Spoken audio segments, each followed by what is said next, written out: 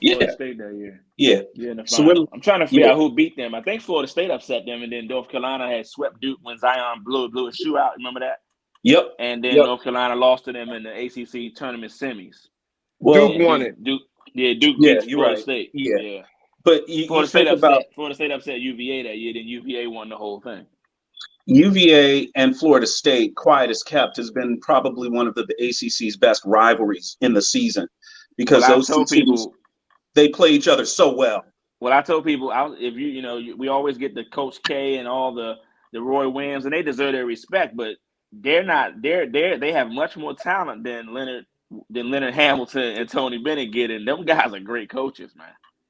Great One thing, coaches. one thing I'll say about Leonard Hamilton, I don't know what he's doing with his recruiting, but that Joker finds 7 foot tall Yeah, he kids do. from Yeah, Africa and the yeah, Caribbean, he does. and he gets a couple of them every year. He literally must have a coach that lives down there full time. Yeah, he keeps them. Like, every time you look up, he bringing a few of them. I'm like, who is this guy? Every couple of years, you see a new guy on campus. You're like, who is this guy? And Devin, it's Devin, it's 2 or 3 of them on the roster at a time, and they all play. They all play valuable and minutes for him. they're athletic as hell. They have good hands. Hmm. And what's funny is I always feel like I'm reminded of that movie, The Air, the Air Up There, or whatever. He must have Kevin Bacon over in some village. Oh, that is a boy. He is 11. He is 7'2". It is 2 villages over, right? I will take you to him. You That's know literally what? what he's getting. Look, man, the story of college basketball, everybody. Thank you for joining us here on the TD Report. We're keeping it free form for a second. I'm your host, David Cohn. You can call me Joey Brackets. We've got TK, the guru of brackets over here. All Virginia Tech down, repping his Hokies.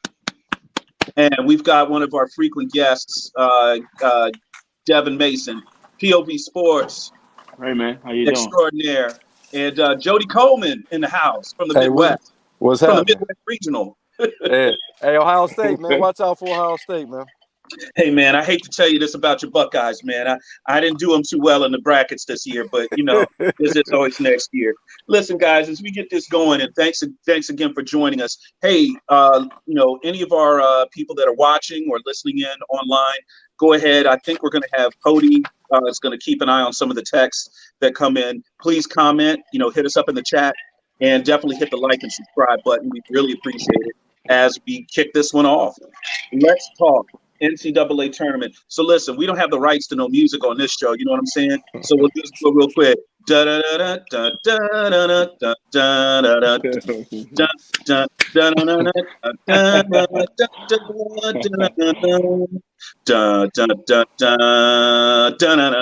All right, let's talk about this. I'm getting my Greg Gumbel on here. My Clark Kellogg. So do you guys want to go straight to the brackets? Hey, what's up? Let's do it. All right, we're going to go from the top of the bracket, top left-hand corner. That is your West Regional, okay? We've got Gonzaga sitting up there as the Kingfish as the 1 seed. Thank you, Kim L. She says, go Irish. Irish is playing tonight, right? Yeah. No, they They are. first 4 games. They play tonight? Rutgers tonight. Yeah, They're playing Rutgers tonight. Hey, Kim L., sorry, I got Rutgers winning that. Sorry. All right, so I'll go first, okay? The first game we've got here, and we're just going to go with the main draw, okay? We're going to assume 64. Frankly, guys, I don't like the first 4 in general because it messes the brackets up. I like the nice 16-team regional, 4 regions. It's cleaner, okay? So very interesting game. I'm going to take Gonzaga and Memphis to win their first games, okay? And that's the matchup that I have in the round of 32. And I like that matchup because it's a contrast in styles. Memphis, the way that they play, I think it'll be a great matchup. I still have Gonzaga winning that to get to the Sweet 16.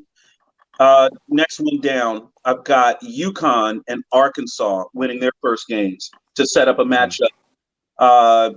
We're going to have, I guess you can call it that, a matchup with an SEC school for UConn. I have UConn losing to Arkansas in that game. Next game. Too much JD Notae. Too much JD Notae. You don't think so? No, Arkansas scores too well for UConn. UConn I just has many nights where they can't score the ball. They just can't. And that's all I'm saying. They play great D, but they don't score. And you're not going to beat Arkansas and not scoring the ball. They're going to push it down your throat. Musselman have them guys going 100 miles an hour. It's reminiscent of when Nolan Richardson was down there, 40 minutes of hell. It's just they're going to keep the pressure on the whole game. And if you can't score, you're not beating them because you're not going to hold them to 50 points like you do most people in the Big East. That ain't happening. UConn is a few bullets short. They have a few bullets short. They're a few horses short. They need some scoring. It's not that they're not a good team. I just think this is as Tony would say, styles make fights. This ain't a fight that they want to be in. You see what I'm saying?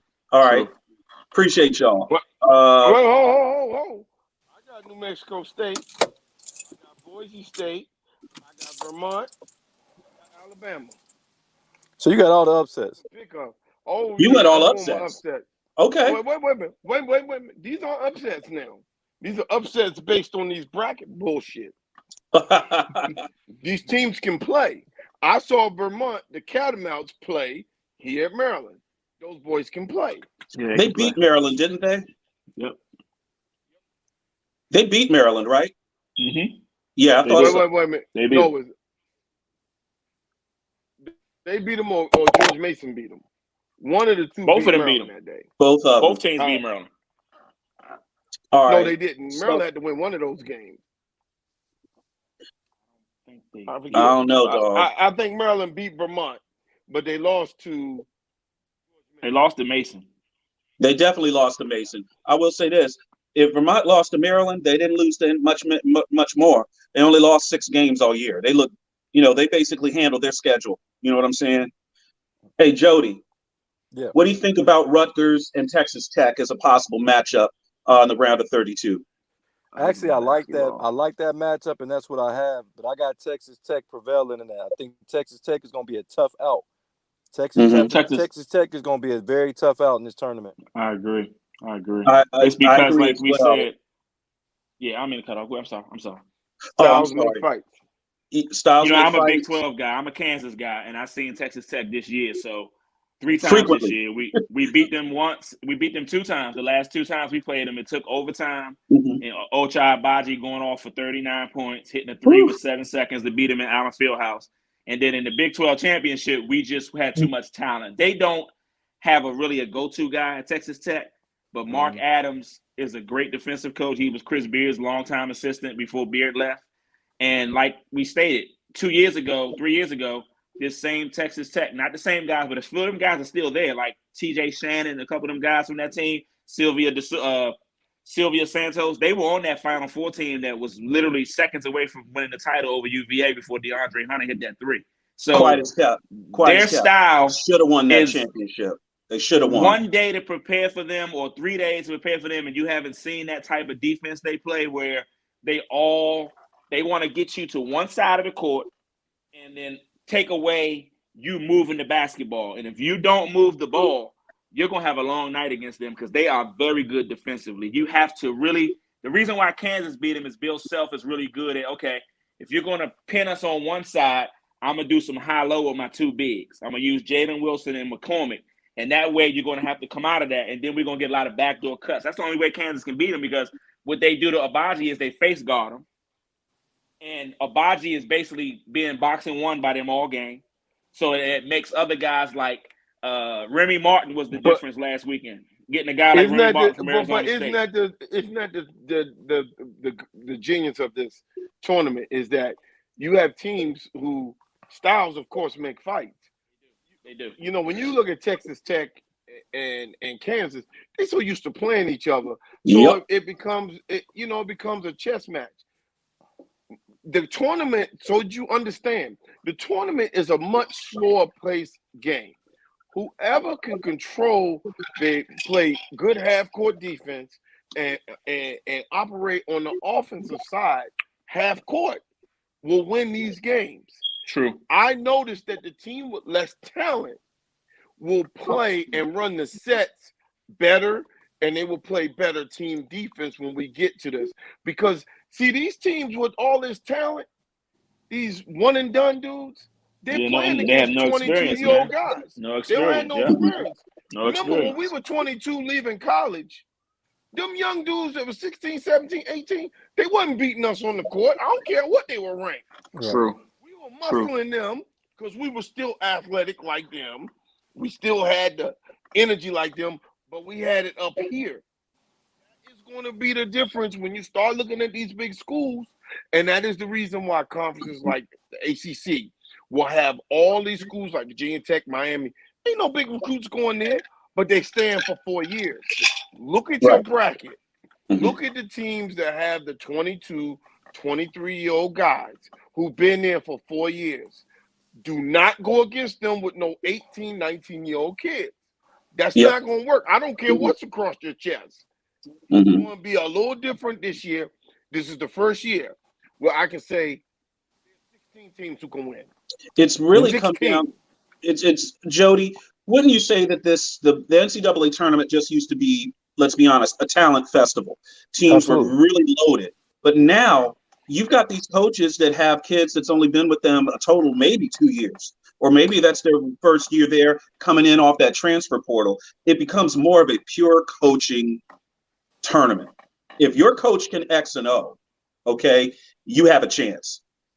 Wouldn't you say so?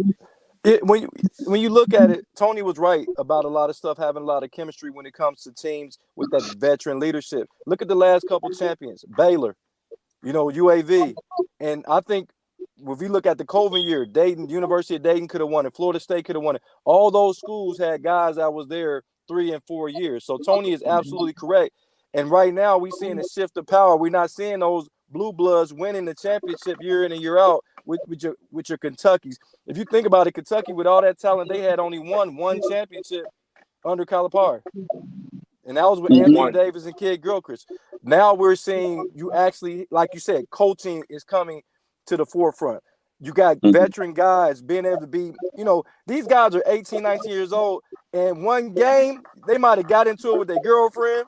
You know what I'm saying? We don't know. I coach high school basketball, and, we favored to win the state. But guess what? This guy done broke up with his girlfriend, and he had one of his worst games of his life. And that's what you're dealing with when you're dealing with young guys, 18, 19-year-old. But when you got a 20, 21, 22-year-old that's more focused and understand that a lot of them in grad school. Look at UAV. They had a lot of grad school students, and that's why they won the championship. Same way with Baylor. So I agree with Tony on that. What do you guys think about the bottom half of this West bracket as we move along here on the TD report? You've got Davidson and Michigan State playing in that first game. Vegas is all over this one, okay? Because Duke sits down underneath that, and a lot of people are just going to pick Duke to go ahead and make it to the next round to set up an Izzo, Coach K second round game. I disagree. I have Davidson taking out Michigan State. I'll take Davidson in that one. I can't pick against Izzo, man. I can't pick against Izzo. I've got to on that one. Can't pick against Izzo, man. You can't pick against Izzo. I'm with David. I got Davidson. I took Davidson as well. I took Davidson as a 10 seed to take out Duke in the next round. Devon, I feel you. I feel you on Izzo, man. I'm a Big Ten guy, man. And Izzo just ain't had it the past 5 or 6 seasons, man. Izzo don't have that same cachet that he used to have in the tournament. So I think Davidson is the upstart team, and I like Davidson in that game. I even like Davidson against Duke, but that's just me. Honestly, I have Davidson and Texas Tech in the Sweet 16. I'll take that'll be a wild matchup of styles. I would love it. That's what I want to see. Though. Chaos theory, Dev. Chaos theory. Hey, Dev, think of this, Dev. North Carolina beat Duke in the last game at Cameron. Then Virginia Tech beat Duke in the ACC. I think the biggest thing that could happen to Duke is to lose their last game against Davidson, an in-state school. Woo! That was in shockways, dude. Duke doesn't have an identity on either end of the floor. That's their problem. None. They don't understand they don't understand it. In order for them to go where they want to go, but Banchero should touch the ball every possession. It's simple as that. If he touches the ball every possession, he can do everything. He can score. Real quickly before we get any further, Von Miller just went to the Bills on a 6-year deal. 6-year deal. 6 years? Well, Von Miller just went to the Bills. That means Bills are trying to win a championship. That's a 2-year deal. Yeah, easily. Yep. Von Miller, is it Von Miller? Von Miller, 32, right? 32. Yep. No, that's not stealing money, Tony. They trying to win a championship. That's a good move. He ain't gonna be doing no work like that. For 2 years, he will. No, I don't. All they need him on is third down pass rush. That's all they need him for. Thank you. He could extend his. This is going to allow him to extend his career, Tony. Jesse. You know, y'all made a good point about the one and done, because it's like Carolina. I'm saying Kentucky and Duke have been the kings of it, you know, since it started. And if you look over the time, basically 2009-10, when the John Wall, DeMarcus Cousins class came into Kentucky, that was kind of when it really began. If you look at those teams, they've got 3 championships, but they haven't had it's been a lot of hiccups during the season because of the youth and inconsistency. Didn't John Calipari and them lose at Robert Morris in an NIT game one year? One of them. That was when they had. They lost it. I mean, they had and Nerlens. That was Nerlens Noel and all those guys. Yeah, and last year Duke's team was god awful. They were god awful last year. Duke was. They were awful.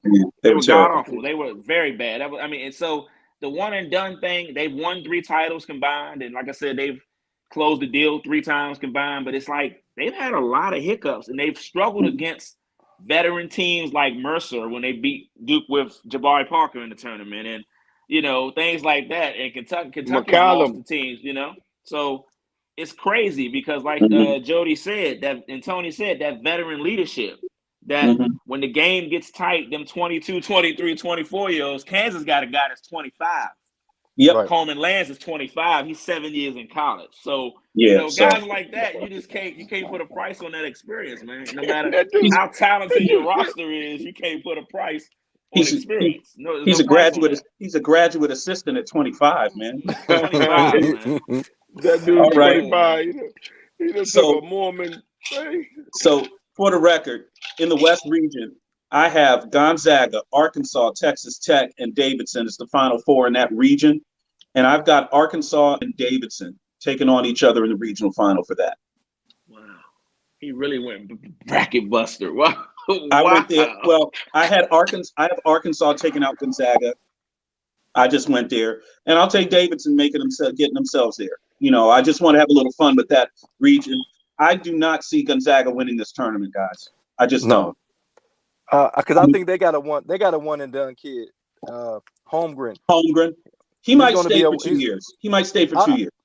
That money gonna call the NBA. He's a top 3 pick in the league. Yeah, him, Barkero, and Jabari Smith going 1, 2, and 3. Yeah, he's a top 3. He's a top 3 in a year he comes out.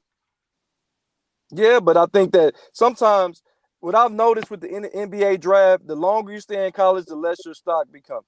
It's like you got to go now when it's hot. You know, better. You have to. But okay. I got Texas Tech and Gonzaga, but I got Texas Tech knocking off Gonzaga. Okay. I have Gonzaga and Texas Tech, and I have Texas Tech losing to Gonzaga. They knocked them off with Rui in 19, so I got Gonzaga getting their payback. I like Texas Tech, but they just can't score, man. They struggle to score the ball. They have nights where they just can't. That defense will travel.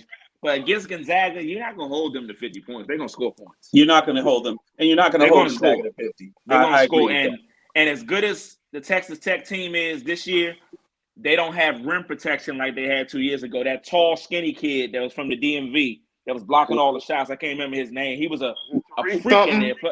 Who? Tariq something? Yeah, something. I can't think of his last name, but he was a guy that had been hurt and came on the scene, was defending the rim. Then they had they had the kid Mooney, and they had the other foreign kid to shoot the threes. They had 3 guys that had been there and done that. Plus, they had the kid Culver as their kind of go-to guy. They don't have that this year. Another DMV kid. Yeah, and they just don't have that offensive weaponry. Their defense is still great, but defense, you have to score points. And I think against Gonzaga, if you can hold Gonzaga doesn't like physical play. So I know Texas Tech going to rough it up, but that depends on how the refs allow them to play. It depends on what refs are out there that day. But you know, go ahead. No, I'm saying Gonzaga always find a way to lose. You look at it every year; they find a way to lose. They've been loaded with talent the last 3 years. We can all agree how much talent they had. They had the kid Suggs last year. You know how good he is. He's playing in the NBA right now, and they're going to find a way to lose. And I understand about the scoring aspect for Texas Tech, but I think Texas Tech is going to score just enough to beat those guys. Mm-hmm. So let's move down to the East Regional. I'm going to take. Okay. I went chalk on this region. Okay. I got to take a deep breath on that. I know, right? I went chalk on this regional. I will admit, I like Purdue this year. I don't know what it is. Me too. I think Matt Painter is a very underrated coach. I think he's very, very good. I'm going to take Baylor against UCLA in the Sweet 16, Purdue against Kentucky in the other part of that regional. So that's a 1-3 matchup in the Elite Eight. So, Tony, I've got you guys winning a game. You're going to play against Purdue in the round of 32. You're going to lose to Purdue. I've got Murray State winning their first game, playing against UK. All Kentucky's round of 32 game, which I don't like, but I'll take Kentucky over Murray State over the Racers. Up at the top of that, I've got UNC taking out their first game and taking a win. Baylor wins their first game in a 1-16 matchup, setting up Baylor against UNC. Sorry, Tony. Carolina's not beating Baylor. You know, they don't have the horses.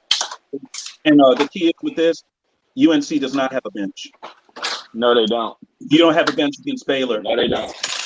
We'll get Dev back on here. He's getting a water break. I got North Carolina. You got North Carolina beating Baylor? St. Mary's. Oh, yeah. Okay. And then I got North Carolina beating Baylor, but losing to UCLA.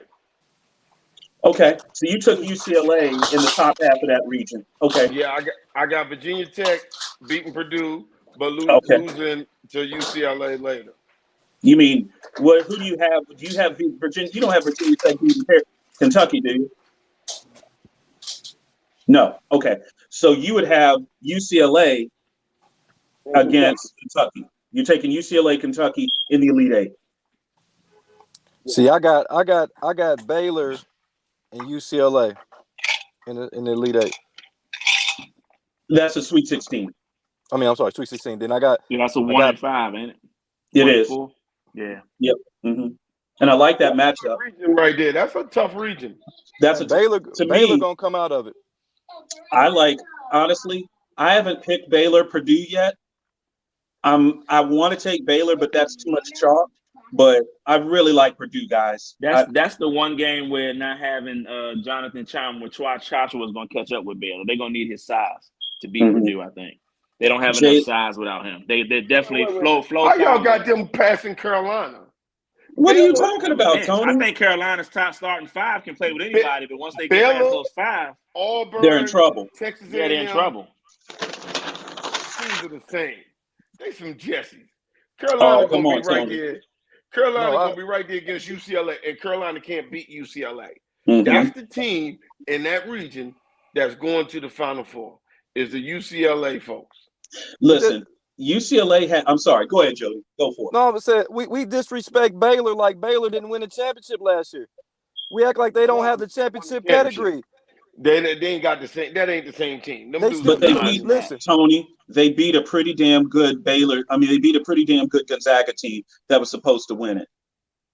Okay. Yeah, Baylor is so underrated. I feel like how do you keep disrespecting Baylor? We don't even mention Baylor winning the championship last year. I don't understand. Like they still got some guys left on that team. No respect. You know, I got Baylor. I got Baylor coming out the East, man. I can't be giving people credit for COVID championships. I will say this about Baylor. No. Wait a minute. No. Hold on. Hey, where's Dikembe at? No.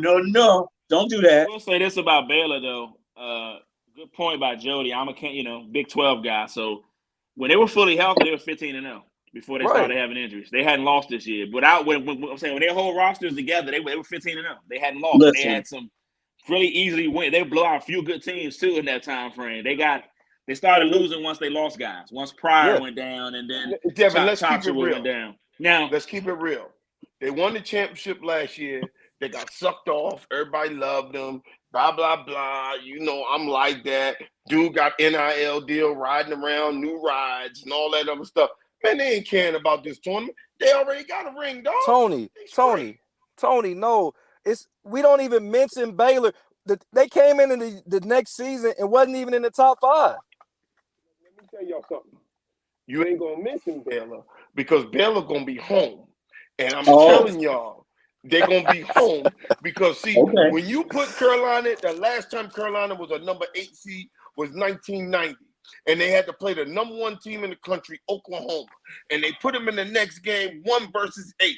And what happened? Rick Fox hit the joint at the end, and Oklahoma go home. That's what's gonna happen to Baylor. Rick Fox ain't walking through that door. Or King Rice. King Rice, he ain't walking through that door either. The thing that scares me about Baylor, the biggest thing with Baylor is the one thing I have a problem with them is the issue he had here. Kenjo doesn't understand when to make guys better. He wants to try to score too much. That's just the big word for me. He thinks he can go get 30, and he doesn't know when he should pass and when he should score. And that's the big question all year. Last year when they had Teague and they had Butler and they had Davion Mitchell and then they had Flagler who starts now. See, all of them knew their roles. And I know Akinjo knows his role is the point guard, but he does not make others better. He does not do that enough for me. He's a guy that looks for his offense too much. And I get he's got to score, but at times he also got to understand I'm the best playmaker on this roster. I got to make other guys' job a little easier because I have the ability to do that. Yep. Yeah. And if you look during the season, how do you go to Allen Fieldhouse and go 0 for 14 from the field? How do you do that? Yeah. How do you do that? You guys have picked against in this region, you picked against my Tar Heels and you picked against my Hokies. Yes, if we can beat Duke, if you can beat Duke, you can beat anyone.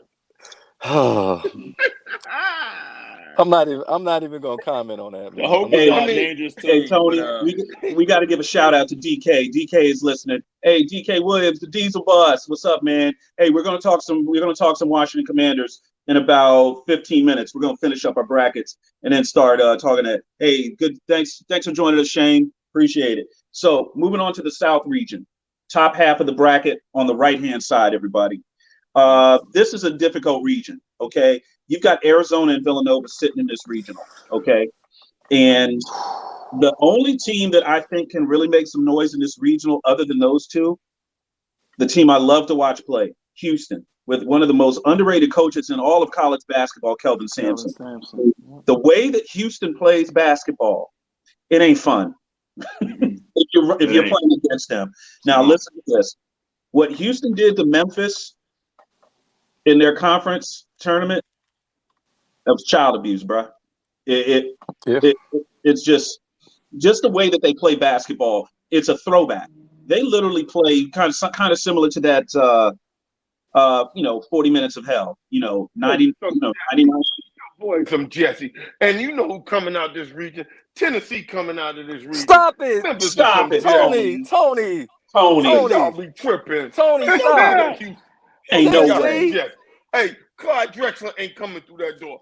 Larry Mishaw ain't coming through that door. Mike Young ain't walking through that door. I have Houston in the Sweet 16. I have Houston in the Sweet 16 and no further. I'll take Arizona over Houston to get to the Elite Eight. And that's what I got too. I got the same thing.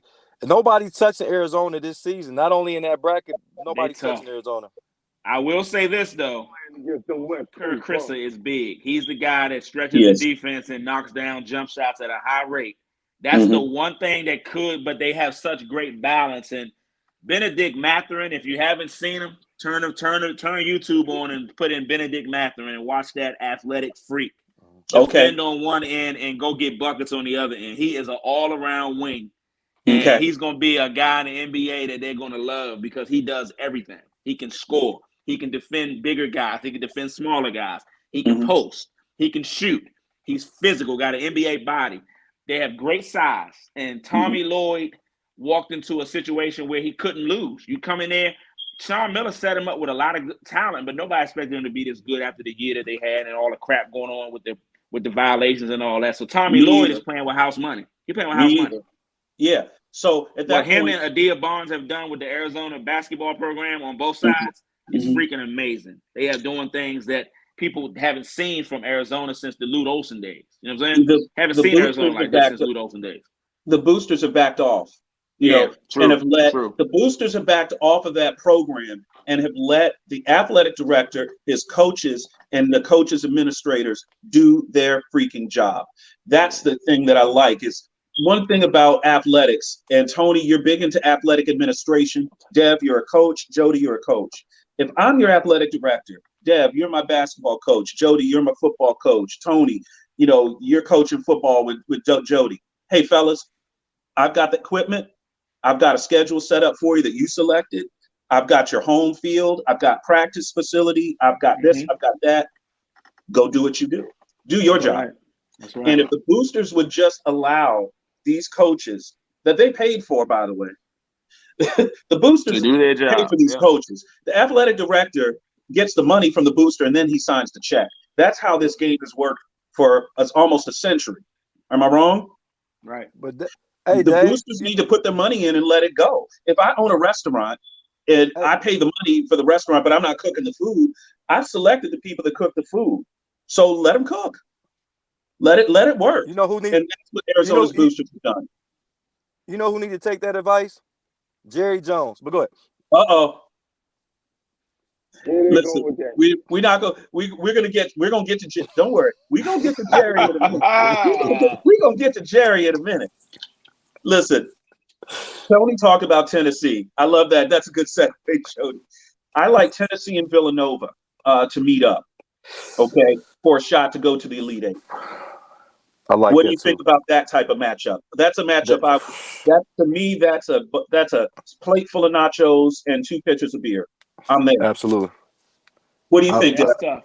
That's tough, man. I think I agree with that. That's 2 great coaches and that's 2 great veteran teams. That's like we stated. These are veteran-laden teams. Not a whole lot of young guys on either roster. I would lean towards Villanova in that matchup just because they've been there and Jay Wright has closed the door twice in the last 5 years. And I think the thing that Villanova has, the one wild card that they have that I don't think Tennessee has is who's that athletic guy for Villanova that does everything? Can't think. Not Justin Moore from DeMatha. They have another guy. Is it Slater? Mm-hmm. I think that's Slater.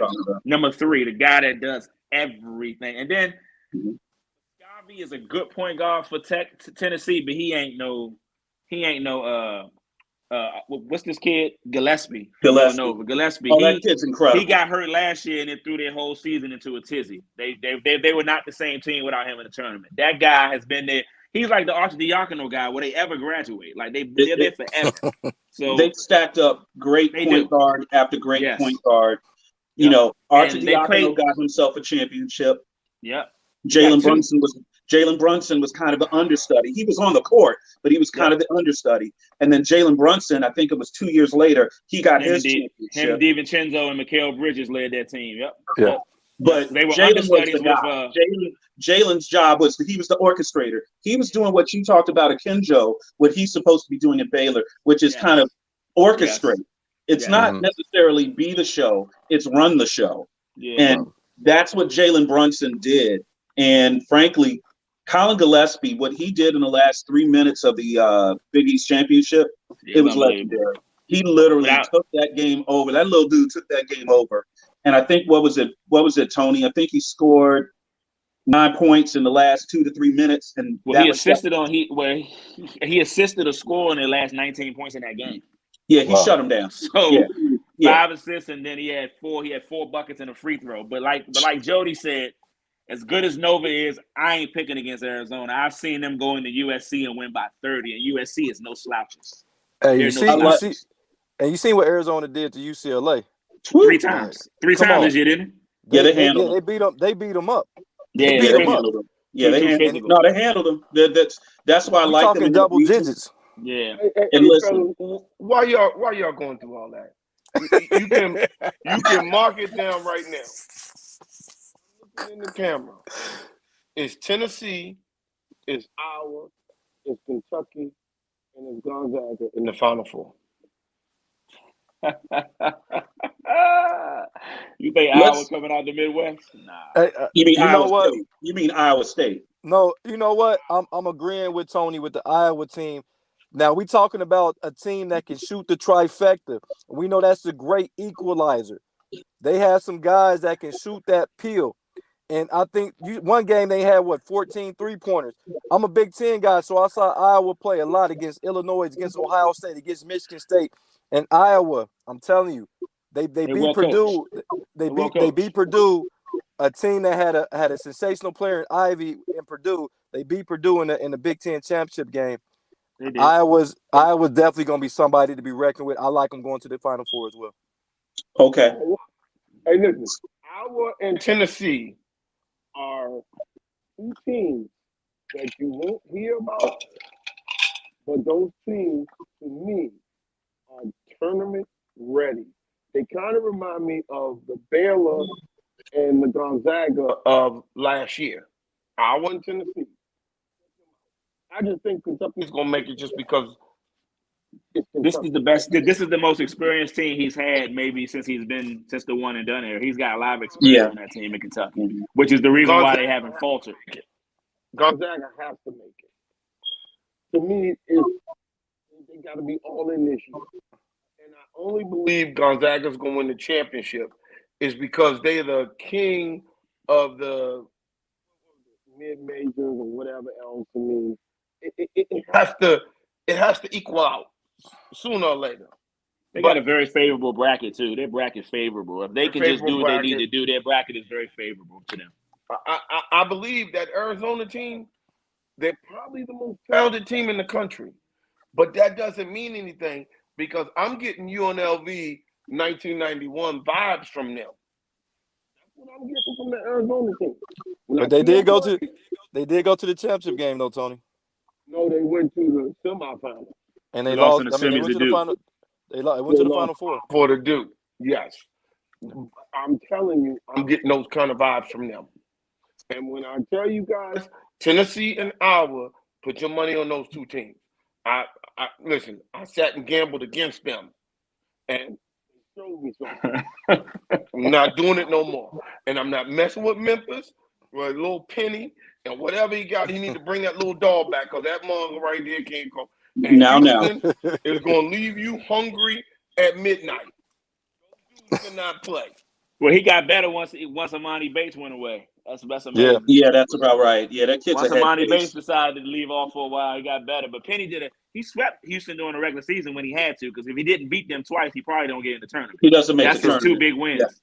Yeah. Well, he swept them. Third time Houston got him, but they made the championship game. Yeah, but they made it to the championship game. To his credit, he figured out a way to beat them twice. Yeah. Right. So that was big for him, So he did a hell of a job once the kid left. Once he realized that the kid was not saying the kid was a problem, but there was a lot of situations on that team where he tried to make the kid a point guard. That was the first mistake he made. I'm 6'8", you 6'8", 6'9". I play point guard. You're gonna do the same thing. And that kid is not a point guard. That kid's a scorer. And once that kid tried to play, he averaged almost four turnovers a game.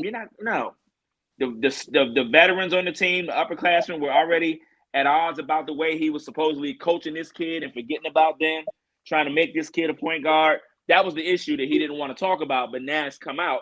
And they went 12-2 without the kid. That was the common denominator, you and that kid. That kid's 17. He had no business coming to school a year early. He should have stayed in high school one more year. Too young. He wasn't ready for that. Yeah. Then you come into a program that Yep. Yeah, then you come into a program where a guy been there, Penny been there, 4 or 5 years and never made the tournament. Pressure. It's a lot of pressure coming into that. Got to make it. So the pressure falls on you. The kid, Jalen Duren, he's a 6'10" grown man, Chris Webber like. He was ready for the college game. He's ready for that. So that's the difference. He was ready, and Bates really wasn't ready. And if he was coached wrong early, and it never really adjusted to what he should be doing, which is getting buckets. That's what he did in high school. He scored.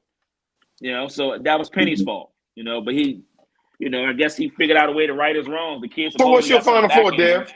What's your Final Four, Dev? I'm a Kansas guy. We're going to the Final Four.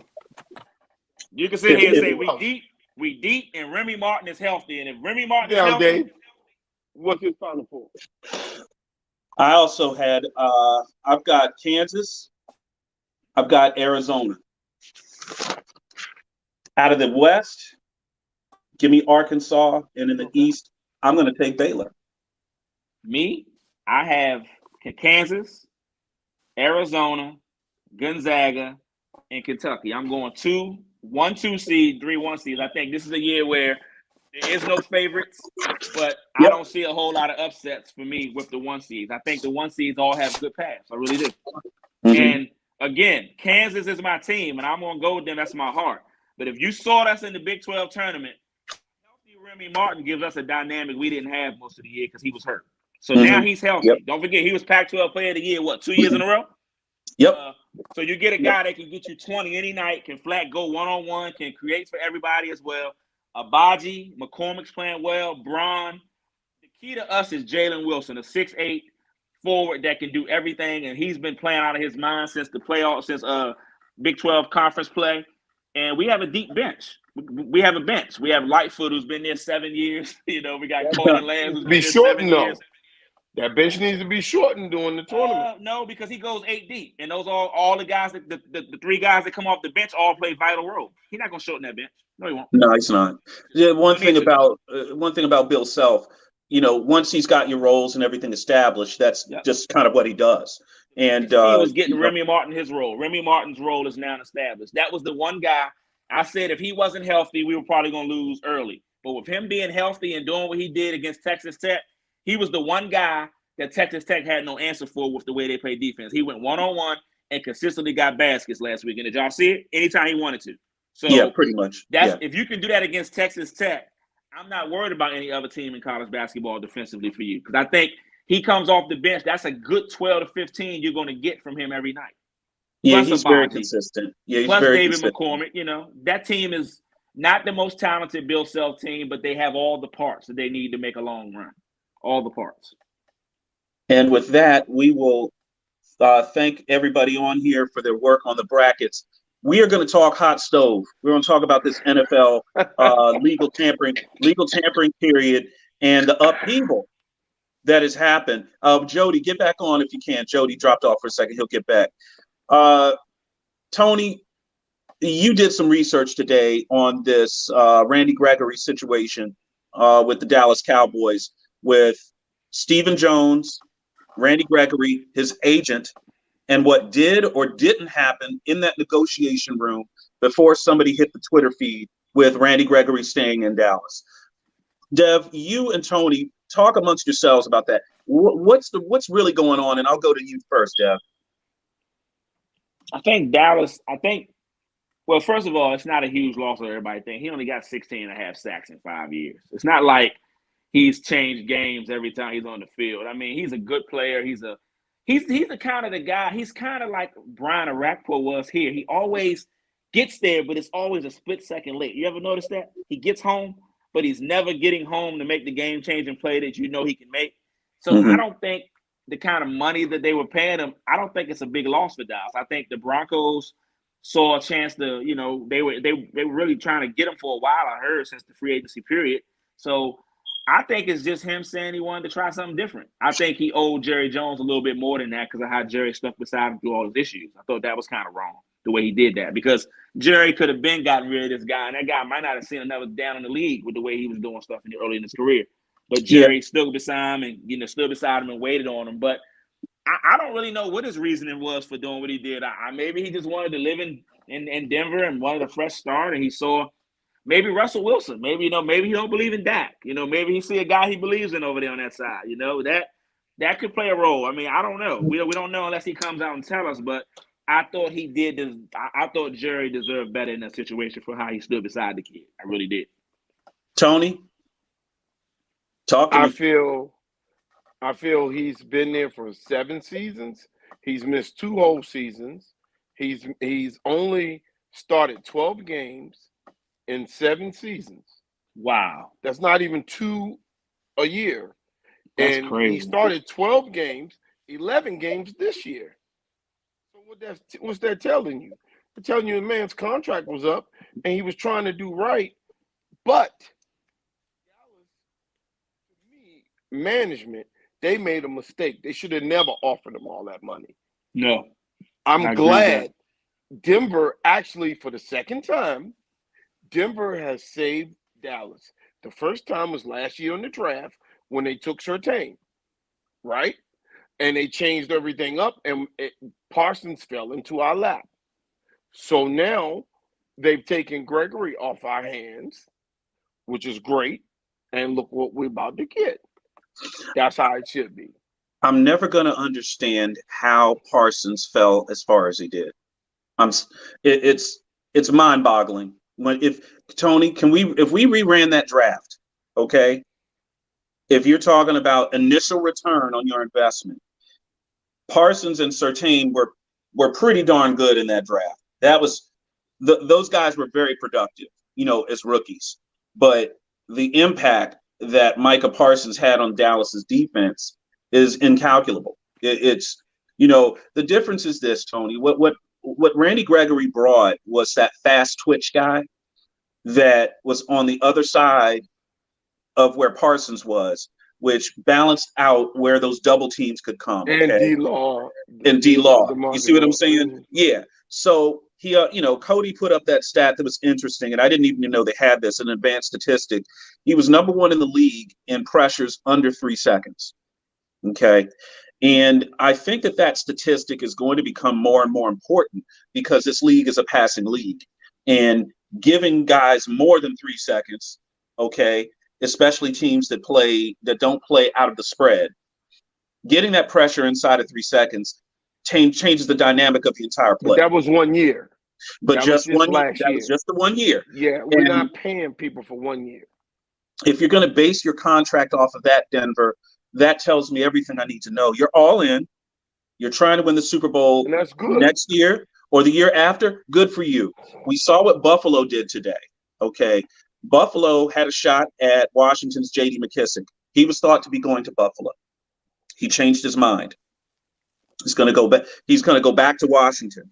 And I think it's an okay move for Washington. Whatever happens, happens. But Buffalo then flips and says, okay, we're going to bring in Von Miller, and he's going to get that 6-year deal. Buffalo's all in. They're doing what the Rams did last year. Mm-hmm. You're going to bring in a veteran, pass rusher. You're trying to make it so that when you get to an AFC divisional or an AFC title game and you're looking at a stud quarterback, you could be looking again at a Joe Burrow. You could be looking at a Pat Mahomes. You want Von Miller in that ass.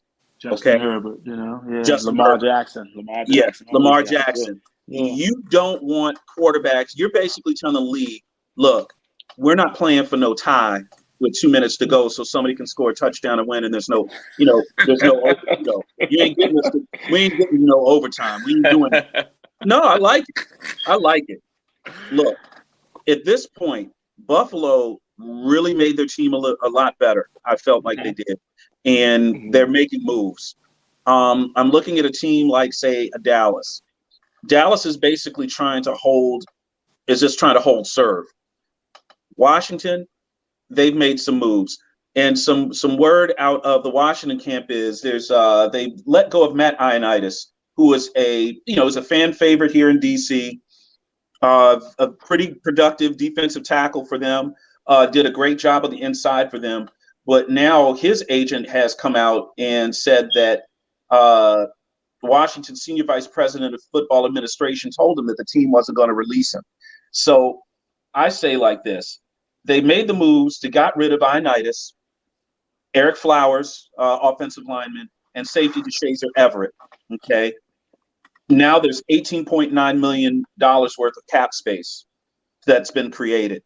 Devin, that $18.9 million sounds like a familiar number. I think I've heard that somewhere. I think I've heard something about somebody's contract getting restructured and getting his cap number down to $18 million. Is that any coincidence that $18 million worth of cap space gets created today, coupled with the talk about Carson Wentz and possibly getting his cap number down to 18 to 20? I think it's a coincidence for sure. You gotta do that because you still gotta sign your rookies when you draft them, don't you? Well, there's the rookie. They've got a rookie pool that's already. They do. That the rookie pool is already established, and every team to get cap compliant, they have to be cap compliant. Tomorrow by 4 p.m. About 4 p.m. Yeah. Something like that. So that $18.9 million, I think we're going to hear in the next few days. I think we're going to hear something about a restructure on. I believe it. I think we're going to hear about something about a restructure. Today was the press conference for Carson Wentz. Yep. So he had an open press conference today. I think in the next couple of days, you're going to hear about them restructuring his current deal. And for every action, there's an equal and opposite reaction. Okay. He is owed no money by Washington next year, the next 2 years. There's no cap hit, no dead cap. Okay. So Washington right now has the decision to make. How much of this $28 million are we going to put against the cap, and how much of that are we going to roll to future years? That's what this is going to come down to, because he's going to get 28 no matter what. But you made a good point, because now they get $12 million back in the summer from Landon Collins, don't they? Yeah, he has to stay on the roster, I think, until the June cut. Yeah, June. I think it's June 21st, I believe, or something like that. So that $12 million comes back, and then that's when you'll see them redo Terry McLaurin's new deal. That's when McLaurin will get his money. Probably not until then, though. So it's going to, Washington fans are very, they really like Terry McLaurin. Okay. And the longer that he goes without his deal getting done, the more antsy your fan base is going to get. Okay. So they've got to wait until that money clears. That's just what it comes down to. They're not going to make an announcement. They won't make an announcement. And I think that's the smart thing. Don't say nothing until you can get this deal inked with McLaurin. But for McLaurin, this is great news for him. He's waiting for some other wide receivers to continue to set this market. At this point, a couple of other guys still have to get their money. You've got Devontae Adams out here that's declined. What did he turn down, Tony? Was that $28 million? He turned down a lot. Was it $28 million or was it 23? It was 23. He turned down 23.9. 23.9. Whew. So look, call it 24 million, bro. Yeah. But I told you he wouldn't play under that tag. He's not going to play under that tag. He said Julio Jones and DeAndre Hopkins got their money when time came. My numbers speak for themselves. I need my money. I agree with him 100%. He's right. He shouldn't sign a long-term deal in Green Bay. He really shouldn't. Especially not with the quarterback up and down every year. Definitely not with that. Yeah. There it is. But yeah, true. I would say, look, he could do something team-friendly and say, listen, if you're Green Bay and you tell him you're going to give him a backloaded deal, okay, we all know it's going to happen with those voidable years, those backloaded years. If they give him a backloaded deal 7 years and they give him the low number for the first 3 so that they can fit him under the cap along with Aaron's, 48? I mean, it's who's going to be throwing him the ball in 3 years? Who's going to be throwing him the ball in 3 years in Green Bay? Whew. His numbers will literally crater, guys. He is not the same. Do we even think he's the same player without Aaron Rodgers? I think he's a great player regardless, but the Aaron Rodgers factor does play a role in how dynamic he is. I think he'd be good either way, but having a guy like Rodgers does make you look a little better, I believe. But the kid is talented in his own right. Talented. Okay. Yeah. Talented. If he were to get out of Green Bay, where can he go? Where can he get $24 million a year in a long-term deal somewhere else? If it hasn't been thrown at him yet. Jacksonville. They gave Christian Kirk $16 million, didn't they? Jacksonville spending all kinds of money yesterday, wasn't they, man? Lord, man. At this point, Terry McLaurin is sitting here like, I'm better than this bum. He's better than that guy. That dude has never had 1,000 yards, man. He never had a 1,000-yard season. He's never had a 1,000-yard season, but has still managed to put up good numbers. He's had a solid career. He has a solid career so far, but he doesn't blow up no skirts. But he's making number one money now. He's making number one money. So he's going from a 3 to a 1 based on his salary. Because in Arizona, he had Larry Fitzgerald, and he still had DeAndre Hopkins, and he also had a good running game at times. He had a good quarterback. All that is totally different. The Jaguars, we don't know what the Jaguars have. We do know Doug Peterson is a damn good coach. We do know he's going to dial it up. He's going to put it together. But we don't know how good Christian Kirk really is. We've seen some highlights, some flashes, but that was when he was no defense really focused on him, so he got to get one-on-one. Now he's going to get the focal point of a lot of defensive coordinators. We'll see what he's made of. Kid been good since Texas A&M. I will say that. He's been dynamite since college. He's never been a slouch. I've seen the kid at Texas A&M against Alabama, and he was the goods. The issue is he capable of being a one now? That's my question. What do you think about what's happening right now? Indianapolis Colts need a quarterback. The Cleveland, somebody's got to hand Jonathan the ball. Yeah. Cleveland looks like they're on the outs with Baker Mayfield. I think the Baker Mayfield experience in Cleveland is over. He's already put out. Did you see Tony? Did you see his tweet? He was literally. It was like that really letter that you give to your girl. Hey, baby, we tried to make it work. It ain't work. I'm gonna move my PlayStation out, and I'll be back for my sweatshirt and my Luther Vandross records. I'm gonna be back for them on Wednesday. Thank you. I love you. That's literally what I don't think I've ever seen Baker Mayfield this right. Oh, God, that little joke was actually magnanimous. I don't believe it was beautifully written. Yeah, it was. Right? So what do you think about the chances of him ending up in Indianapolis? Me? I mean, if they get Deshaun Watson, yeah, but I don't think Deshaun's even talking to them. He talked to them, but he's focused on the Saints and Panthers from everything I read. So, if you don't, he goes to the Panthers. That's a problem. He goes to the Saints is even more of a problem with that defense.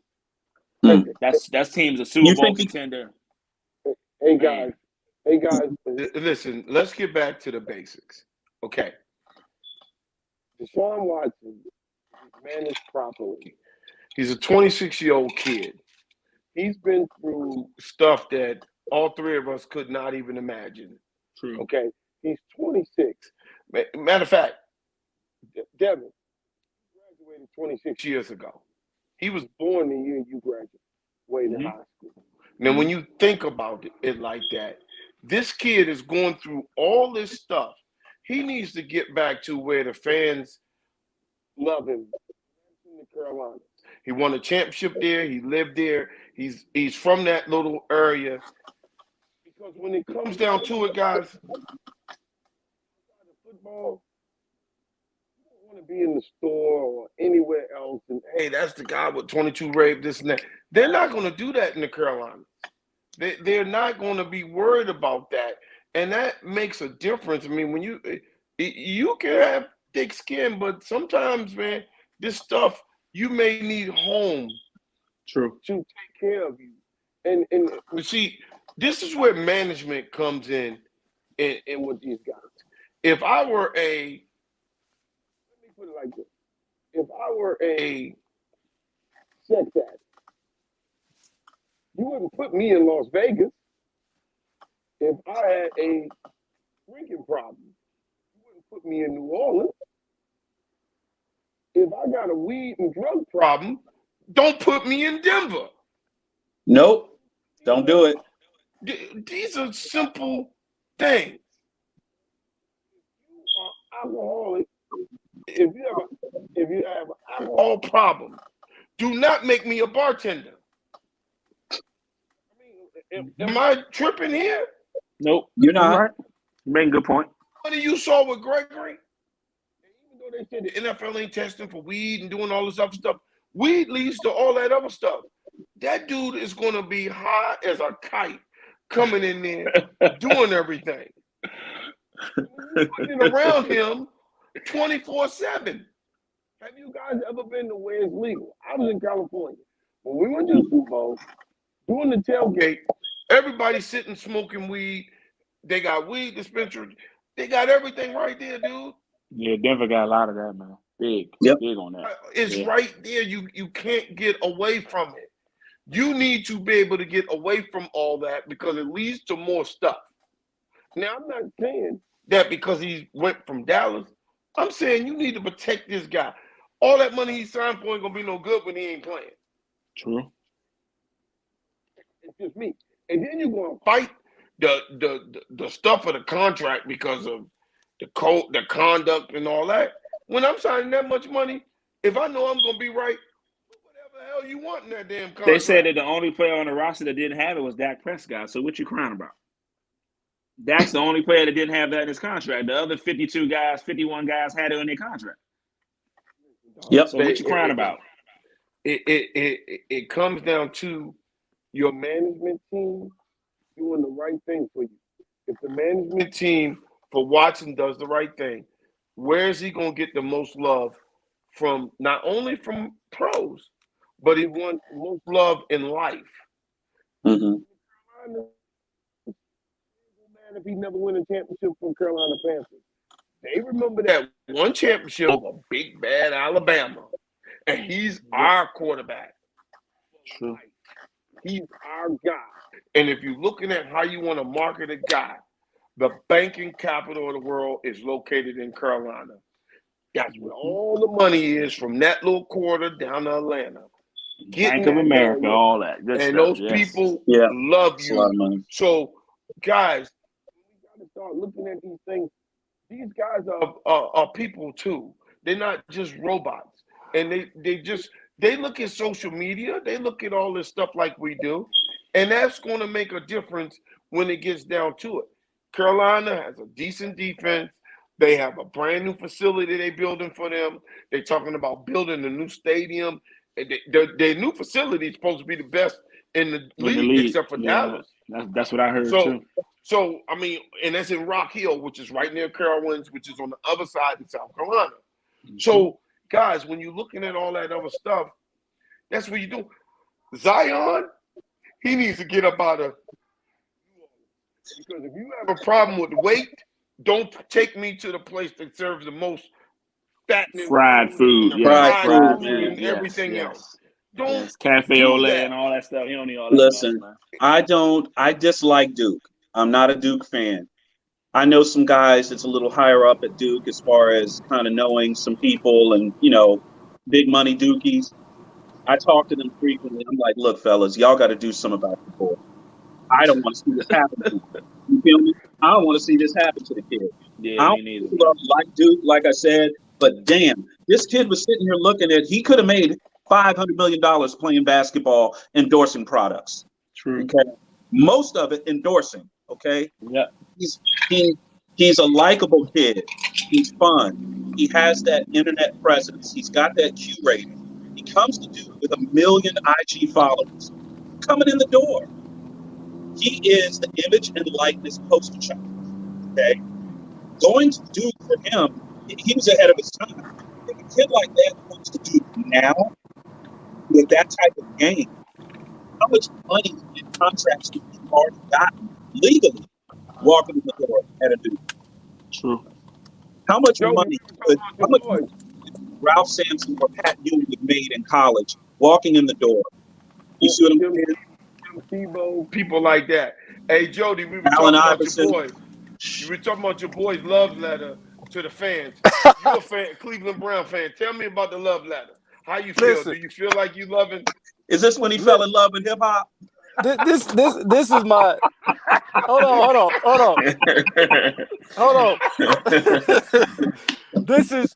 This is my issue with Baker Mayfield and his love letter that he wrote. He must know something that nobody else knows, because first and foremost, Baker Mayfield was supposed to be off of social media. He was supposed to be off of social media. You know when you about to break up with your girlfriend. Hey, you know when you about to break up with your girlfriend, that's what he sound like. He sound like I wanna thank everybody. Thank everybody for what? You haven't even been traded yet. Nope. So what do you know that we don't know? Exactly. I read that, Jody. I didn't even want to text you and make fun of you, man. I was going to give you some hell today, buddy, on the text line. But when I saw that, I was scrolling through there. I'm like, is this Negro breaking up with his girl? What the hell? It's crazy, man. You only write that letter when you already over at your new girl's place. That's when you write the letter. You don't write it before she puts you out. Now this Poppy, you don't come home and you throw your shit out the window. This is the issue. You don't have all your shit moved out. Listen, hey, this is the issue for Baker Mayfield, because it's not a guarantee that we're gonna get Deshaun Watson. he needs to be professional. And if it doesn't go through, can you still come and lead this football team to a playoff or to a potential Super Bowl? And y'all already broke. Hold on, dog. Y'all already broke up. Yeah, we broke up. It's like, how can you backtrack? Right. How can you backtrack? You know what I'm saying? Like, it's almost now you done ripped the Band-Aid off, and Baker Mayfield is good as gone in Cleveland. We gonna have to for a contract, ain't he? Right, the final year of his deal. He in the fifth final year of his deal. They didn't give him a lucrative deal. He in the 5th year. No, hey fellas, he may be in Seattle.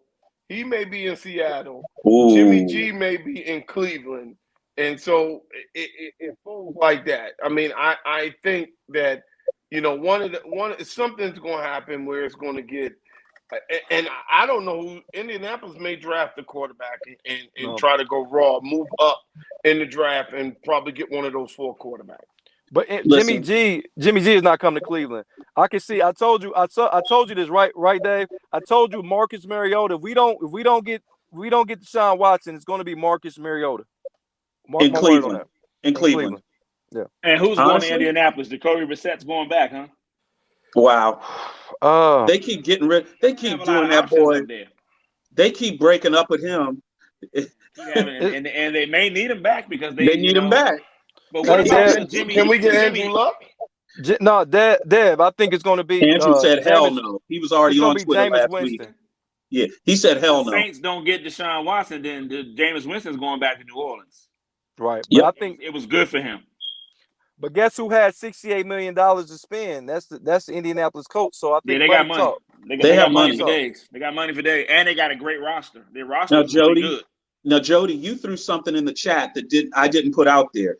You said that they've got money and they could probably get a Davante Adams in there if they needed to, if he wanted to come there. The only issue is going to be who's his quarterback.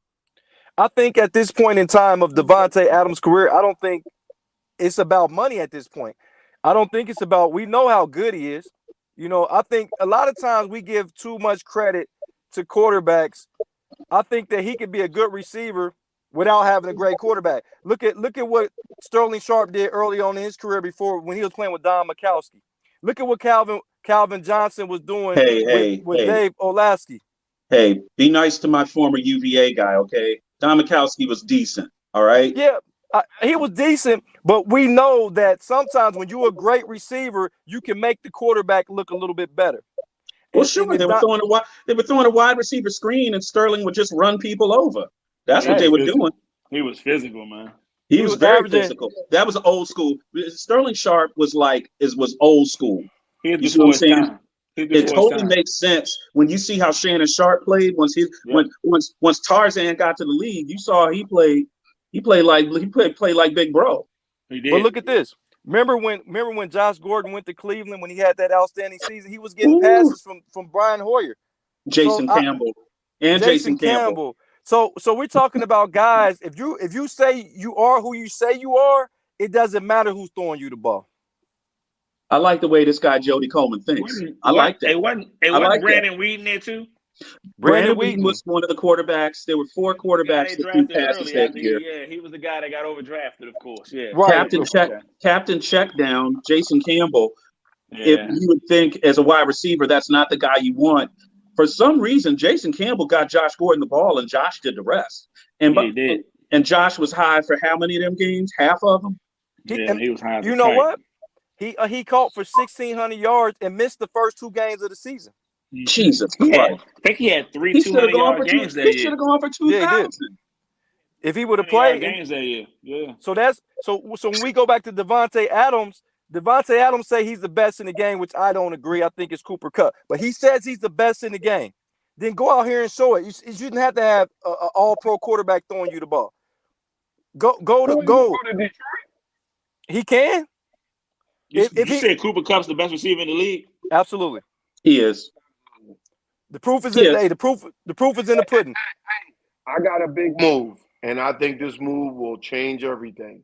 If they don't get that deal done, I could see them trading him to Jacksonville. Jacksonville would be crazy to trade for Davante Adams now. To be crazy. That was what they need. No, all the receivers they didn't pay beforehand. No, they paid 3 receivers in the last day. They're not in their win. Tony, They're not in their window. They're not in the window yet. If you were telling me that they were just coming into their window and they had the money, I say, okay, let's do it.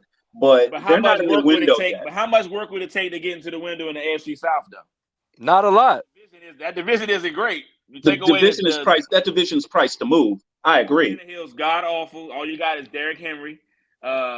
They just cut Julio Jones. Cut Julio today, yeah. Yeah. So that was a cap. That was a cap casualty. He's out there. Yeah.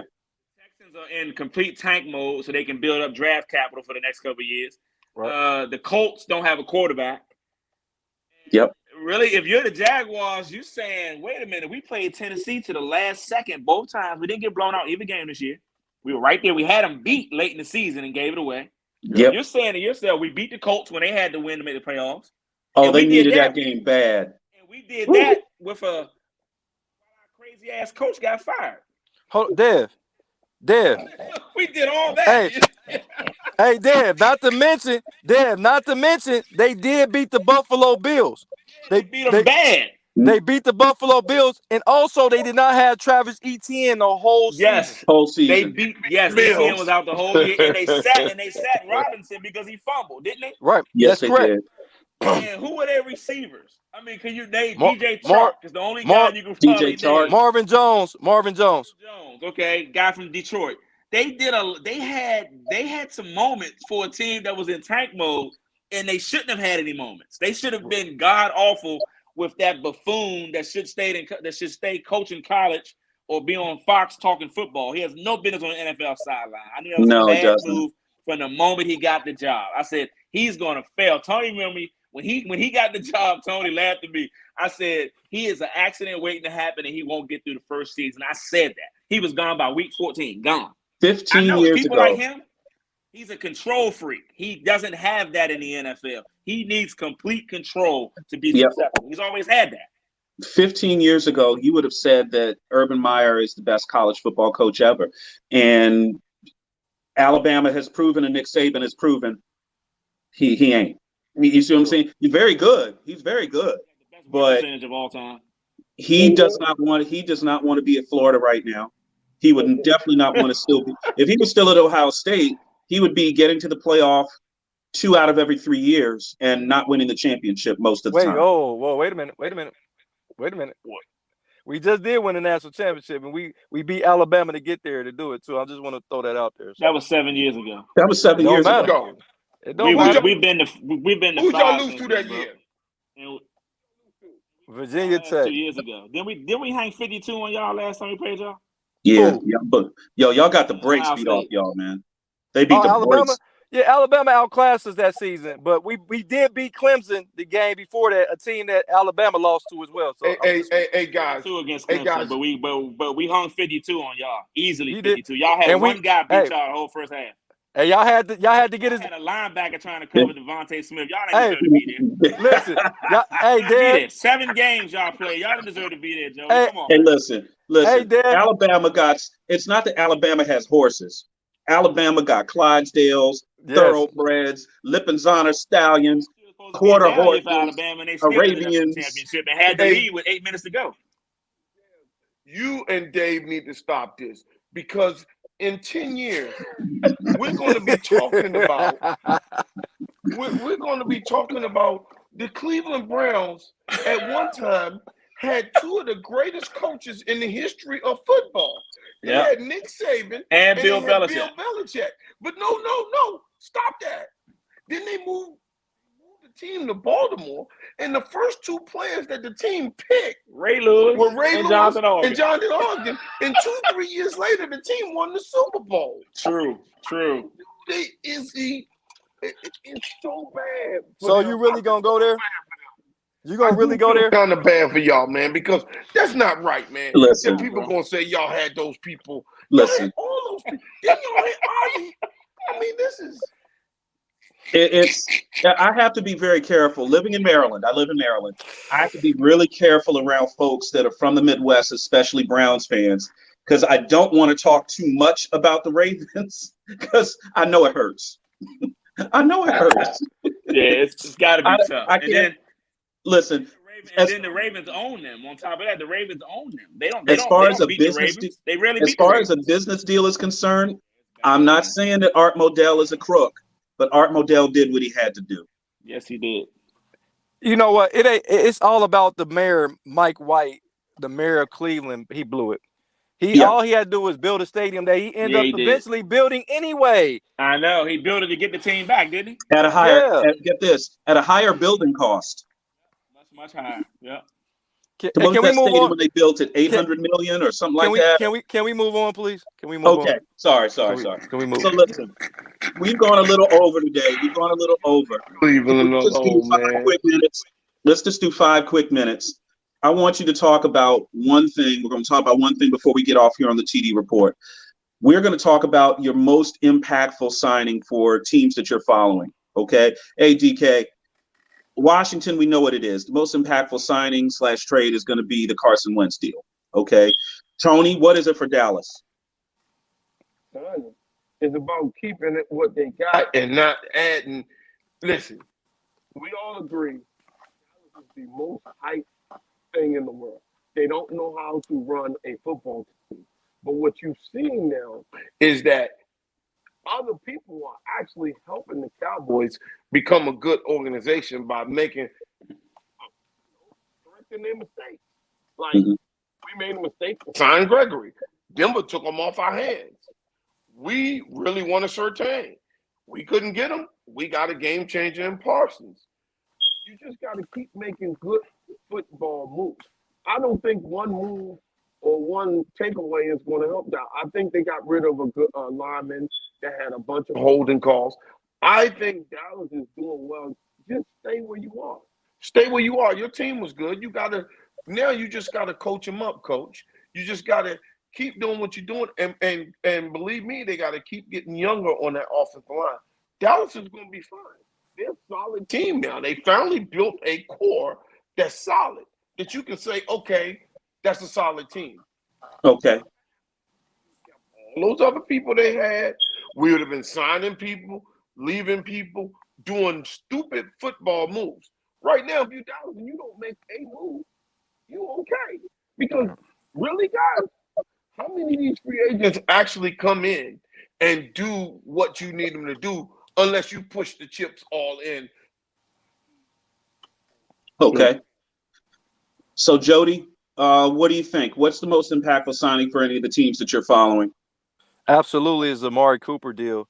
Amari Cooper to the Cleveland Browns, the acquisition we got for basically peanuts. We actually swapped the 6th-round pick with the Cowboys, so we didn't even lose a 6th-round pick.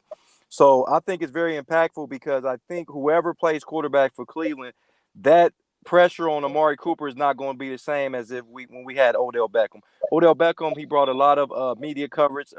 He had a cachet. He had a spotlight. He had to be the man. I think Amari Cooper is a silent assassin. If he comes and gives us about 75 catches, about 1,000 yards, 6 to 8 touchdowns, he has done more than what we asked for, especially for the price tag that we paid for. So Amari Cooper can be that number one, can be that guy that can silently help our Donovan Peoples-Jones. He can help him grow as a receiver. So I like what he did, no matter who's the quarterback in Cleveland. I love that move. Hey, I love that. That's a great take. Dev, you're an Alabama guy. So, I mean, you know Amari Cooper, you know what he can do. Do you buy into that? Oh, yeah, definitely. I think Amari Cooper's going to I think the Amari Cooper move, the releasing of Jarvis Landry, I think you're going to see Stefanski use more of the tight ends of Hooper and Njoku because they franchise Njoku. So I think you'll see. Oh, Hooper's gone. Hooper's gone. I'm sorry. Yeah, Hooper's gone. So Njoku. That just came out. That just came out yesterday. No shame. Hooper. So Njoku is now the main guy, and I think you'll see a lot more of the tight end being featured more so. Njoku has a lot of talent, and I don't think they've used him correctly since he's been in the league. They haven't used him. They don't throw him the ball enough. The guy is a matchup. He's 6'5"? 6'5", about 4'5", 240, 45, 50 pounds. He's straight out of Central Casting. He's Travis Kelce's size, and he's faster and more athletic than Travis Kelce is. Say what? He is. Wow. He just don't have the hands. He don't have the hands. He don't have the hands. He don't have the experience of being a route runner like that because they don't use him like that. Kelce gets to run routes every possession, every play. He's in the routes. So he's designing routes. He's the side top reporter for 13 seconds ago. But yeah, I think that move is great, and I also think all the pass rushers to the AFC West. I mean, you got Max Crosby and Chandler Jones with the Raiders. Good luck trying to block them two guys. They're the two most relentless guys of the bunch, of all the guys that have been shifting. They're relentless. They're not going to give up. They're going to keep coming. They may not get the 20 sacks, but they're going to make you feel them, because last year Crosby had 8 sacks, but he also was second in the league in pressures. Oh, yeah. He was very active, very busy. Then you got Bosa and Mack in L.A. Then you got Jones and Frank Clark in Kansas City still. And then you got Chubb and Gregory down in Denver. Them quarterbacks. It's not going to be easy in them 6th division games with them quarterbacks, man. They're going to be on the move, man. Yeah, it's going to be fun. Yes, it's going to be guys. That's why I said all 4 quarterbacks can play outside of the pocket and move. So that's the good thing. So they're going to need it. Wilson, Carr, Mahomes, and Herbert will all need their legs, because there's not going to be a whole lot of clean pockets when you play against your division this year. It's not. That's true. That's true. Yeah, that's good. That's good.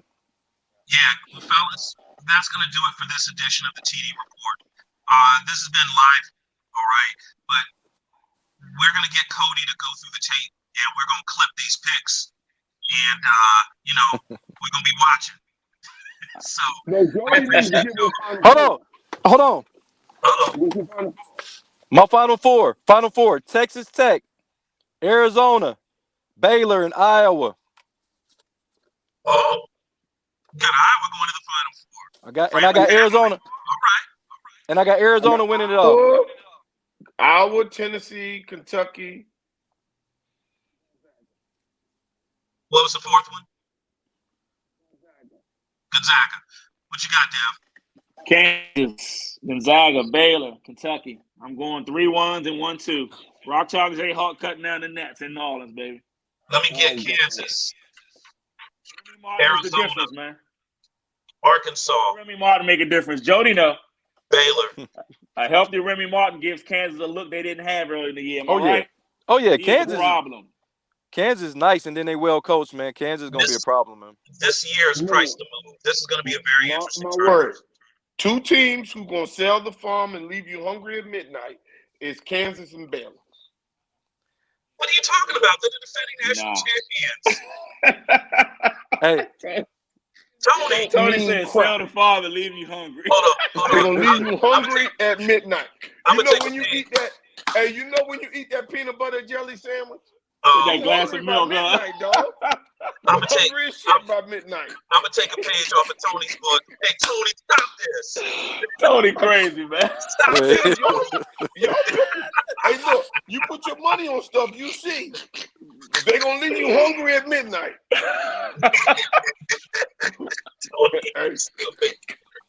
fellas, I gotta get back to work, man. Hey, listen, enjoy the games tonight. Well, I think it's Wright State and Bryant are playing right now. And then Wright State from Dayton, Ohio. From Dayton, Ohio. Wright State representing. Wait a minute. How they put Wright State in this 16 matchup in their home in Dayton? Hey, that's unfair. That's how we do it. Right at home. That's how we do it. Yeah, they up by 14. Wright State. Brian got that kid Peter Kiss, but he's not enough. He's not enough. Yeah, he's not enough. He can play though. Yeah. He ain't enough for that stuff. He don't want. Hey guys, appreciate y'all on the show. Hey Tony, appreciate you guys. Tony, yes, sir. Good luck to you, boy. Good luck to Virginia Tech, man. I'm actually watching the replay of the ACC title game. Y'all beat Duke up, man. Y'all got it. Y'all got it. They did. It's beating Duke for Virginia Tech. This was not a fluke. Y'all beat them straight up, square. Yes, they did. Man, ain't middle ball screen Duke to death. One more thing. Middle ball screen Duke to death. They sure did. Crazy. We need to get this on film. University of Maryland does not hire Mike Jones. Virginia Tech will become the next power in the ACC. That's a guarantee. If you understand, what better way to get that connection back than hiring Mike Jones? It don't get no easier than that. Better hire Mike Jones. Matter of fact, I'm gonna go text the AD from Maryland now.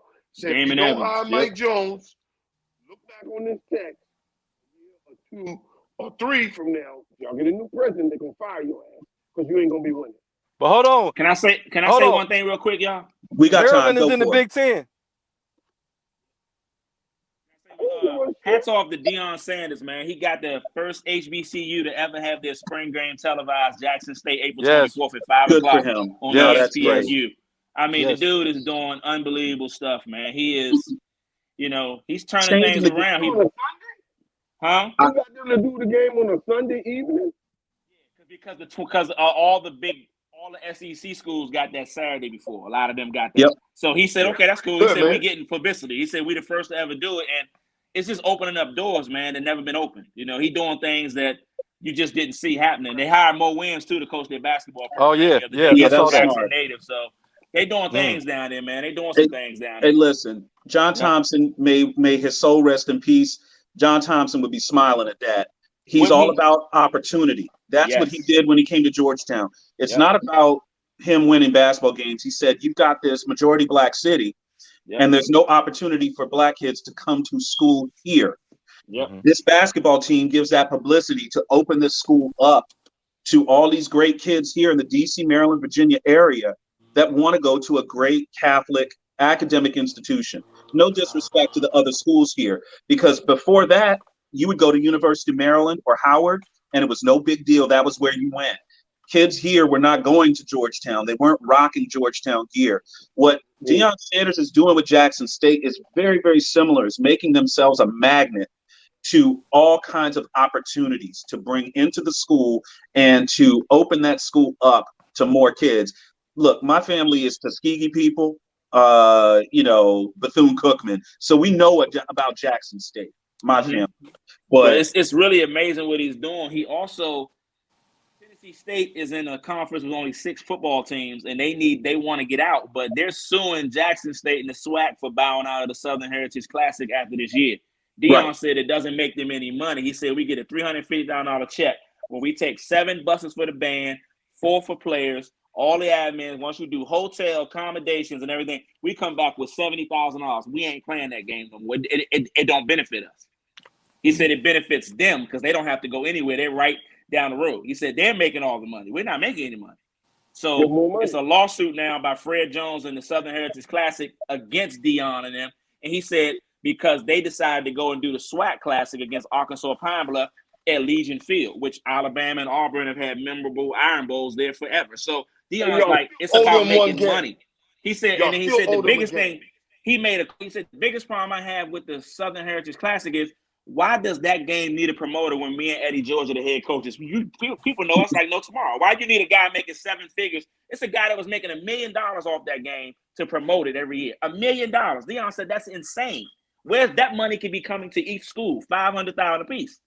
Right. Yep. So he's changing the game. He's changing the game. 2 ADs and Mickey Allen and Ashley Robinson, 2 of the most known ADs in black college sports. And you got me and Eddie George, a Hall of Famer and a guy that's a borderline Hall of Famer that people see for years in the national spotlight. Why do we need a promoter to tell people to come to this game? Why do we need that? You don't. That's the only reason I would watch it was to see Eddie George. He said he pulled out. He said, I'm pulling out. He said, I'm pulling my team out. So they're going to do it one more year. It was this, dog. He was literally this. Hey, I'm gonna use another John Thompson term. Somebody's money wasn't right. My money wasn't right. Somebody's money wasn't right. So now we got to go to court. Tell it to the judge. Deion called him out and they got mad. He said, hey, sue us. He said, it is what it is. We're not playing that game now. He said it doesn't benefit us to make that trip to Tennessee for that. It doesn't benefit us. So. This move for Deion and the groundswell that's happened kind of in behind it, pushing and what's pushed the NCAA to push through the image and likeness legislation. Deion had a hand in that. Okay. Yep. And changing the game is what these guys have been talking about. If you guys get a chance, get on on ESPN.com and check out the Undefeated page. They've got something called the Uplift where they talk about HBCU sports, in general. And it's a really interesting column, really great stuff in there, but a lot of stories about Deion, the HBCU, and what he's been doing as far as influencing and, again, changing the game. This is important because they've got to make some moves at some of these schools to transform their athletic facilities to push them to that next level. A lot of these schools have some great track and field programs. We all know this. Some big time runners coming out of these HBCUs. Increase the facilities. I'm going to get Flea on our show, who's the running back coach for Jackson State. He's a good friend of mine. I'm going to get him on our show once this NCAA get through. When they get into the heart of spring ball, guys, we're going to have Flea come on to the show where we can ask him questions. That's on me. TD report. That's on me. We need to do a better job of giving these guys more time of coverage. More coverage time, and making sure that we give them more time. We're going to do better than that, guys. That's on me, and we're going to do better than that, and we're going to get these guys the coverage time that they need. And Dave, we're going to get Dave. Can I get one word? Go for it. Hey, I'm a HBCU grad. Central State University. Marauders. Yes. If we can go ahead and get Eric Williams, the Super Bowl winning Eric Williams, should be his name should be the stadium name. They need to go hire him and bring in Vince Buck. Bring Vince Buck, a former NFL player, and do the same thing Jackson State is doing. Do the same thing that Tennessee State is doing. Central State, please listen. We love you here in Ohio. Hey, y'all got it. Bring Eric Williams. He needs to be the head coach. Bring Hugh Douglas back. Come on, bring these former athletes back. They were successful in the NFL. They're going to be successful in recruiting. They're going to be successful at getting students to come to that school. It's a great school. Hey, Central State is what it do. Hey, Jody, my son's travel baseball coach played quarterback at Central. So Keyshawn McNeil was my son's coach. Okay. So he always talks about Central a lot. We can also get Marcus Ogden on the show. He just was elected to Howard's Football Hall of Fame. Local guy, went to St. John's. You know, we all know who his big brother was, but we ain't gonna mention J.O. We're gonna get little Marcus on the show. So we'll definitely give the HBCU some love, and very soon, very, very soon. Okay. Hats off to Johnny Jones and the Texas Southern Tigers. No doubt. Southern Tigers. Awesome. They play Kansas tomorrow. In the round of 64. So this is me tomorrow. With the NCAA, I'm gonna be on that pipe. I ain't doing nothing You all stupid. day, man. All right. Maryland Live. We're gonna jump off now. I'm going to the Carter. Thank you. Hey, Thank you, Maryland Jody Live Coleman. is considered the Carter, baby. You got to go to the Carter. Thank you, Jody Coleman. Thank you, Devin Mason from Appreciate POV Sports. Everybody, pick up Devin on Facebook. Look him up. Devin POV Mason puts out a lot of great stuff as far as publications. Writes for the Shadow League and does a great job over there. He's definitely a good read, as we say. Thank you, bro. Definitely check him out. What's your next story you got coming up, Dev? Who's up next? Tomorrow I have Deion the spring game with Deion Sanders, and then I got Lamar Jackson looking for $250 million over 5 years, and I also have I got every day of the week so far. We've been doing tournament stuff, so every week it's a segment where I pick like 4 teams that can make a run, 4 players to know in each region. So check that out. Plus, it's just a lot of stuff, man. We cover everything. We touch it. Plus, I also write for Rob Parker at MLB Bro. So I like baseball that. season coming back around. I write for him. You got to get Hector on the show. Can we get you a little? Yeah, we get you a little section. Can we get you a little section for the Jesse James section? Just to give me a little Jesse James each week. Yeah, James was a bank robber, stealing checks. A bank robber with a mask. Somebody who's stealing the check, the Jesse James Award for the week. Because we're going to do a segment every week for these new contracts and who's stealing on that Tuesday. Because, see, I'm going to call the authorities because they got to go pick that money up on Tuesday at 4 to make sure you meet them at the bank. When the stagecoach roll up, Jesse is waiting. Actually, now that I think about it, Jesse wasn't robbing stagecoaches. Jesse was robbing the train. Jesse wasn't messing. Jesse and the James gang wasn't messing around. Him and his brother Frank, James and Frank, they was robbing. And then we gotta get a Frank Award because that was his friend. That was who drove the car. That was his brother. That was the one. Frank and Jesse James with him and doing the lookout. You realize Frank and Tony. Frank had top billing. Jesse got all the publicity because he was good looking. Thanks, everybody. Hey, we're out. You guys. We're out. Right, thanks, everybody. Enjoy the tournament. All right, man. Peace.